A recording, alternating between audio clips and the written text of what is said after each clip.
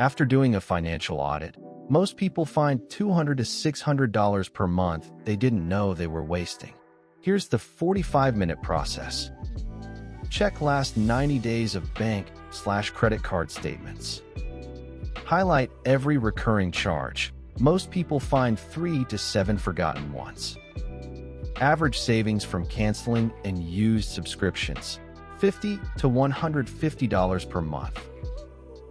Calculate your total food spending, groceries plus restaurants plus delivery plus coffee. Most people are shocked. Average household spends $900 to $1,500 per month. Target: get to $600 to $700 for family of 4 with meal planning. When did you last shop your car and home insurance? Every 2 years minimum. Average savings from switching, $200 to $500 per year. Call and ask for loyalty discount before shopping. Many will match.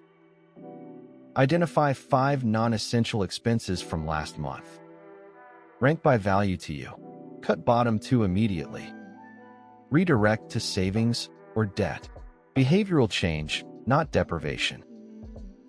Download my financial audit worksheet at https://funbiz.gumroad.com. If this helped you at all, please hit the like button right now. It tells YouTube this video is worth showing to more people.